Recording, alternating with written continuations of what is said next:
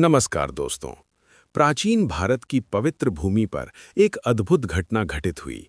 एक ऐसी कथा जहां करुणा और भक्ति ने स्वयं लक्ष्मी तत्व को प्रकट होने पर विवश कर दिया।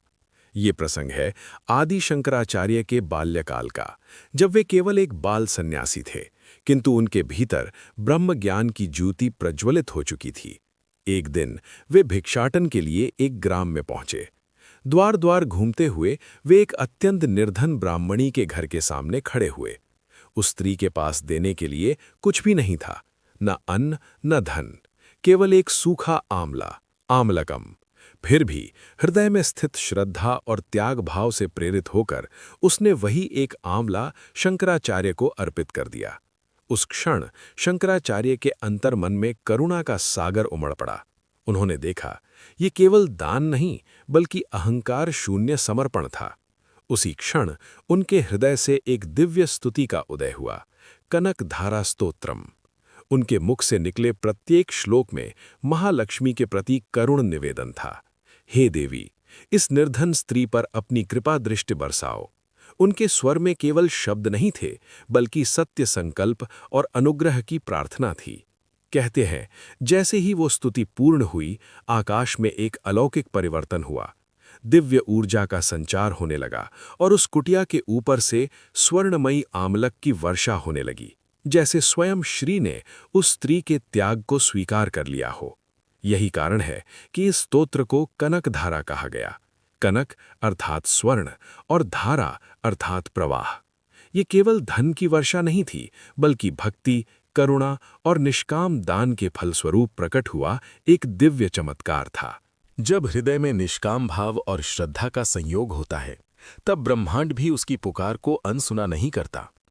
शंकराचार्य ने केवल स्तुति नहीं की, उन्होंने उस स्त्री के दुर्भाग्य के कर्म बंध को अपनी करुणा से भंग कर दिया। और यहीं से एक प्रश्न जन्म लेता है, क्या वास्तव में केवल शब्दों में इतनी शक्ति होती है, या फिर ये शक्ति उस चेतना में निहित होती है जिससे वे शब्द प्रकट होते हैं? और यही प्रश्न हमें और गहराई में ले जाता है।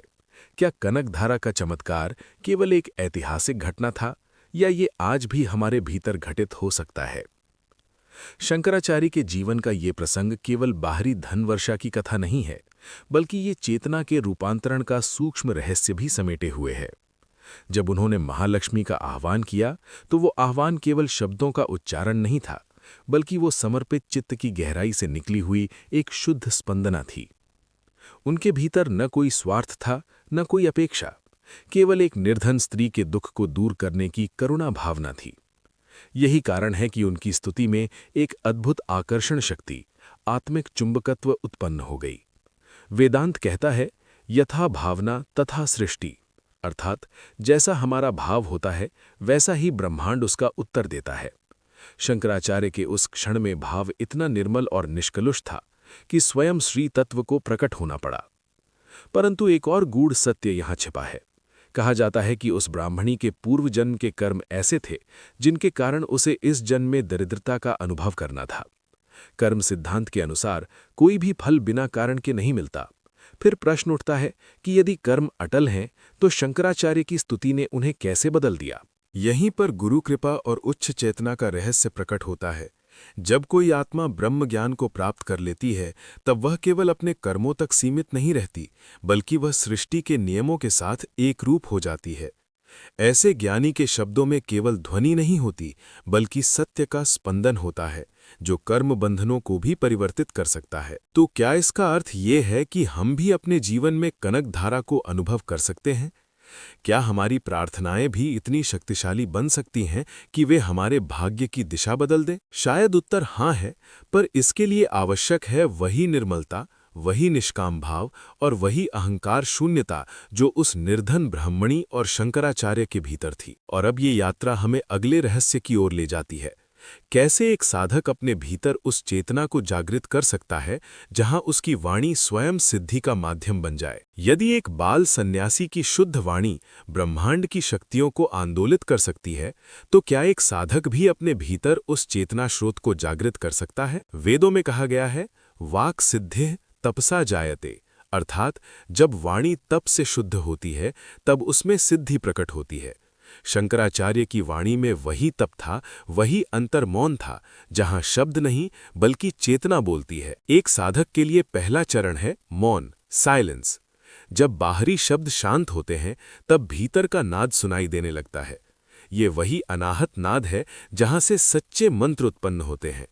धीरे धीरे साधक अपनी वाणी को व्यर्थ के शब्दों से मुक्त करता है और उसमें सत्य और करुणा का संचार करता है। दूसरा चरण है भाव शुद्धि। केवल मंत्र जपने से कुछ नहीं होता यदि हृदय में अहंकार या स्वार्थ छिपा हो। कनकधारा का रहस्य यही सिखाता है कि जब तक प्रार्थना में निष्काम भाव नहीं होगा, तब तक वो केवल शब्दों का समूह बनी रहेगी। पर जैसे ही उसमें समर्पण जुड़ता है, वो शक्ति बन जाती है। तीसरा और सबसे गूढ़ चरण है एकत्व, ऑन वननेस। जब साधक ये अनुभव करने लगता है कि वो और ईश्वर अलग नहीं है, तब उसकी वाणी में द्वैत समाप्त हो जाता है और वहीं से उत्पन्न होती है वो स्थिति जहां हर उच्चारण सत्य संकल्प बन जाता है, जैसे शंकराचार्य के शब्द बन गए थे। लेकिन यहां एक सूक्ष्म चेतावनी भी छिपी है। ये शक्ति कोई साधारण उपलब्धि नहीं है। यदि इसमें अहंकार का अंश भी जुड़ जाए तो वही वाणी बंधन का कारण बन सकती है। इसलिए ऋषियों ने हमेशा कहा, सिद्धियों का नहीं, सत्य का अनुसरण करो। और शायद यही कनकधारा का सबसे बड़ा संदेश है कि सच्चा धन बाहरी स्वर्ण नहीं, बल्कि वो अंतर समृद्धि है, जहां हृदय में करुणा, वाणी में सत्य और चेतना में शांति प्रवाहित होती है। और अब एक और गहरा प्रश्न उभरता है, क्या लक्ष्मी केवल बाहरी धन की देवी हैं, या फिर वे उस चेतना की अवस्था का प्रतीक हैं जहां जीवन स्वयं एक समृद्धि बन जाता है? क्या महालक्ष्मी वास्तव में केवल धन की अधिष्ठात्री देवी हैं, या वे उस चेतना स्थिति का प्रतीक हैं जहां जीवन स्वयं पूर्णता में खिल उठता है? शास्त्र संकेत देते हैं, लक्ष्मी ही चंचला, अर्थात लक्ष्मी स्थिर नहीं रहती।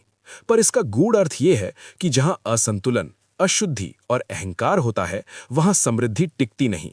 और जहां संतुलन, समत्वम, शुद्धि, पवित्रता और निष्काम भाव होता है, वहां लक्ष्मी स्वयं स्थिर हो जाती हैं। कनकधारा की घटना में भी यही हुआ।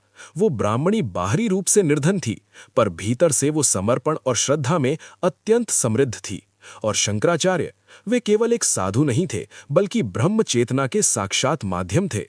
जब इन दोनों की शुद्ध भावनाएं एक बिंदु पर मिली, तब श्री तत्व को प्रकट होना पड़ा।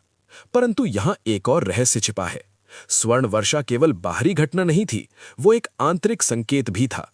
कनक, स्वर्ण, प्रतीक है उच्च चेतना का, और धारा दर्शाती है उस चेतना का अविरल प्रवाह।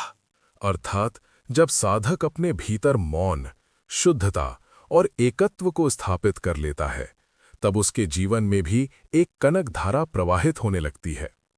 पर वो स्वर्ण नहीं, बल्कि शांति, आनंद और बोध के रूप में प्रकट होती है। तो क्या हमें भी उस चमत्कार की प्रतीक्षा करनी चाहिए, या फिर हमें अपने भीतर उस चेतना को जागृत करना चाहिए जहां हर क्षण स्वयं एक कनक धारा बन जाए? शायद यही शंकराचार्य का मौन संदेश है कि सच्चा चमत्कार बाहर नहीं, बल्कि अंतर यात्रा में छिपा है। जब साधक अपने भीतर उतरता है, अपने अहंकार को विसर्जित करता है और सत्य में स्थित हो जाता है, तभी उसके जीवन में वास्तविक समृद्धि का उदय होता है। और अब ये कथा यहीं समाप्त नहीं होती, क्योंकि अगला चरण और भी गहरा है, जहां साधक ये जानने लगता है कि जिसे वो खोज रहा था, वो स्वयं उसी का स्वरूप है, अहम ब्रह्मास्मि। और जब साधक इस बिंदु पर पहुंचता है, जहां अहम ब्रह्मास्मि केवल एक वाक्य नहीं, बल्कि उसका प्रत्यक्ष अनुभव बन जाता है, तब सारी खोज, सारी प्रार्थनाएं और सारे प्रश्न एक गहन मौन में विलीन हो जाते हैं। अब न तो वो लक्ष्मी को बाहर खोजता है और न ही समृद्धि को किसी वस्तु में। उसे अनुभव होने लगता है कि जो कनकधारा कभी आकाश से बरसी थी, वो वास्तव में उसके अपने अंतराकाश से ही प्रवाहित हो रही है। उसकी दृष्टि बदल जाती है। जहां पहले अभाव दिखता था, वहां अब पूर्णता दिखने लगती है। जहां पहले याचना थी, वहां अब कृतज्ञता का उदय होता है। यही आत्मबोध की अवस्था है, जहां साधक समझता है कि न मम किंचित सर्वम ब्रह्म, कुछ भी मेरा नहीं, सब कुछ उसी एक चेतना का विस्तार है। और शायद यही कारण है कि शंकराचार्य ने केवल कनकधारा स्तोत्रम ही नहीं दिया, बल्कि पूरे अद्वैत वेदांत का सार भी दिया। कि जब तक हम स्वयं को सीमित शरीर और मन मानते हैं, तब तक हम अभाव में जीते हैं। पर जैसे ही ये भ्रांति टूटती है, जीवन स्वयं एक अनंत संपदा बन जाता है। अब साधक के लिए न तो कोई प्राप्ति शेष रहती है और न ही कोई त्याग। वो केवल होने में स्थित हो जाता है, शुद्ध चैतन्य, निर्विकल्प, अद्वितीय। और यहीं पर ये पूरी यात्रा एक निर्धन ब्राह्मणी के आंवले से शुरू होकर स्वर्ण वर्षा के चमत्कार से गुजरते हुए अंततः इस सत्य पर समाप्त होती है कि सच्ची कनकधारा बाहर नहीं बल्कि हमारे अपने भीतर प्रवाहित हो रही है। और अब प्रश्न नहीं, केवल अनुभव शेष है, केवल मौन, और उसी मौन में छिपा है संपूर्ण ब्रह्म ज्ञान, जहां शब्द धीरे धीरे थम जाते हैं और अनुभव स्वयं बोलने लगता है। कनकधारा की ये कथा, जो प्रारंभ हुई थी एक निर्धन ब्राह्मणी के सूक्ष्म दान से और प्रकट हुई स्वर्ण वर्षा के रूप में, अब हमें उस सत्य तक ले आई है जहां यह स्पष्ट हो जाता है कि वास्तविक समृद्धि न बाहर है, न किसी चमत्कार में, बल्कि वो हमारे अपने चेतन स्वरूप में ही निहित है। आदि शंकराचार्य ने इस प्रसंग के माध्यम से केवल एक स्तुति नहीं दी, बल्कि एक मार्ग दिखाया, एक ऐसा मार्ग जहां भक्ति और ज्ञान एक हो जाते हैं, जहां करुणा ही सबसे बड़ा तप बन जाती है और जहां निष्काम समर्पण ही सबसे बड़ी साधना। जब साधक इस मार्ग पर चलता है, तब उसके भीतर भी धीरे धीरे एक कनकधारा प्रवाहित होने लगती है, पर वो स्वर्ण नहीं बल्कि शांति, प्रेम, संतोष और अखंड आनंद के रूप में प्रकट होती है।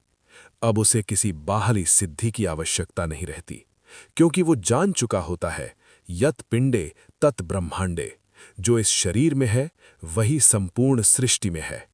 और अंततः वो इस गहन अनुभूति में स्थिर हो जाता है कि मैं ही वो चेतना हूं जहां से सब कुछ उत्पन्न होता है और जिसमें सब कुछ विलीन हो जाता है।